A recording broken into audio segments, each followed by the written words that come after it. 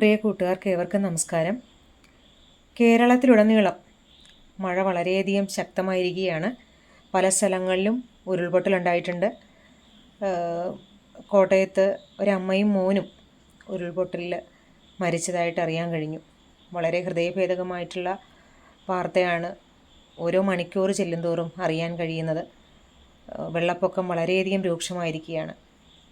കോട്ടയത്ത് തന്നെ ഒരു ക്ഷീരകർഷകൻ്റെ 11ഓളം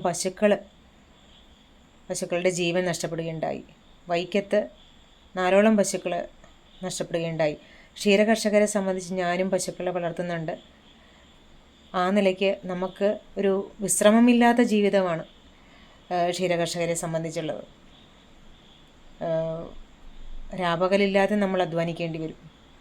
തന്നെയുമല്ല, നമുക്ക് ഒരു വിശേഷ ദിവസങ്ങൾ വന്നാൽ പോലും നമുക്ക് ഒരു ലീവ് എടുക്കാൻ പറ്റാത്ത, ഒരു അവധി എടുക്കാൻ പറ്റാത്ത ഒരു മേഖലയാണ് ക്ഷീരകർഷകരുടേത്. വിവിധ ബാങ്കുകളിൽ നിന്ന് ലോൺ എടുത്തും പലയിടത്തു നിന്ന് ഇപ്പോൾ പശുക്കളുടെ ചന പിടിക്കാത്ത സാഹചര്യങ്ങളിലുമൊക്കെ അവരെ നിലനിർത്തിക്കൊണ്ട് പോവുക എന്നുള്ളത് നമുക്ക് വളരെയധികം സാമ്പത്തിക പ്രശ്നങ്ങൾ ഉണ്ടാക്കുന്നൊരു വിഷയമാണ്. ആ ഒരവസ്ഥയിൽ ഇവരുടെ ജീവൻ പൊലിഞ്ഞു പോവുക എന്ന് പറഞ്ഞാൽ അത്യന്തം മാനസിക ബുദ്ധിമുട്ടുണ്ട്. അതുപോലെ തന്നെ സാമ്പത്തിക നഷ്ടമുണ്ട്. ഈ കർഷകർക്കൊക്കെ വന്നിട്ടുള്ള സാമ്പത്തിക നഷ്ടങ്ങൾ എത്രയും പെട്ടെന്ന് തന്നെ ഗവൺമെൻറ്റിൻ്റെ പേപ്പർ വർക്കുകളൊക്കെ നീങ്ങി കാലതാമസം എടുക്കാതെ എത്രയും പെട്ടെന്ന് തന്നെ അവർക്ക് അർഹമായിട്ടുള്ള നഷ്ടപരിഹാരം ചെയ്തു കൊടുക്കണമെന്ന് വിനീതമായ ഭാഷയിൽ അഭ്യർത്ഥിക്കുകയാണ്.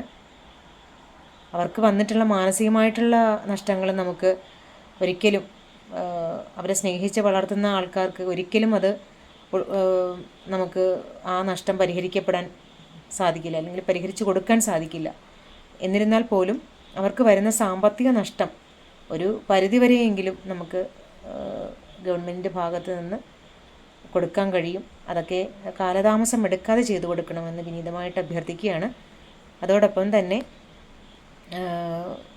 നാഷണൽ ഹൈവേകളുടെ പണികൾ നടക്കുന്നത് കൊണ്ട് തന്നെ ഉയരപ്പാതയും റോഡിൻ്റെ ഉയർച്ചയും ഉയരം കൂട്ടിയത് നിമിത്തവുമൊക്കെ താഴ്ന്ന പ്രദേശങ്ങളിലേക്ക് വെള്ളക്കെട്ടുണ്ട്. വളരെയധികം രൂക്ഷമാണത്.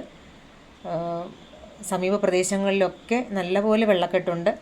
അതുപോലെ തന്നെ കാണകളുടെ ടോപ്പിൽ വെച്ചിരിക്കുന്ന സ്ലാബുകൾ തെന്നിമാറിയും റോഡിൻ്റെ പണികൾക്ക് വേണ്ടി മാറ്റിയിട്ടപ്പെട്ട സ്ഥിതിയിലും പലയിടത്തുമുണ്ട്.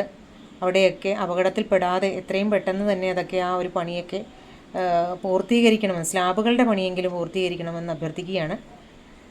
കാരണം പല അപകടങ്ങൾ ബൈക്ക് യാത്രികരായിട്ടുള്ളവരും ഒക്കെ പല പ്രാവശ്യം അപകടത്തിൽപ്പെടുകയും അവരുടെ ജീവൻ ഈ ഒരു അവസ്ഥയിൽ പൊലിഞ്ഞു പോവുകയും ചെയ്തിട്ടുണ്ട്. അതുകൊണ്ട് ശ്രദ്ധിച്ച് പോവുക. റോഡിലുള്ള കുഴികളും മറ്റു കാര്യങ്ങളുമൊക്കെ ശ്രദ്ധിക്കുക. ഇത്രയും കാര്യങ്ങളാണ് എനിക്ക് പറയാനുള്ളത് എൻ്റെ പ്രിയ കൂട്ടുകാരോട്. ഇനിയും തുടർച്ചയായിട്ടുള്ള മഴ മൂലം അല്ലെങ്കിൽ മഴക്കെടുതി മൂലം നാശനഷ്ടങ്ങളും മറ്റ് വിഷമാവസ്ഥകളും ആർക്കും തന്നെ ഉണ്ടാകാതിരിക്കട്ടെ എന്ന് ദൈവത്തോട് പ്രാർത്ഥിക്കുകയാണ്. നന്ദി.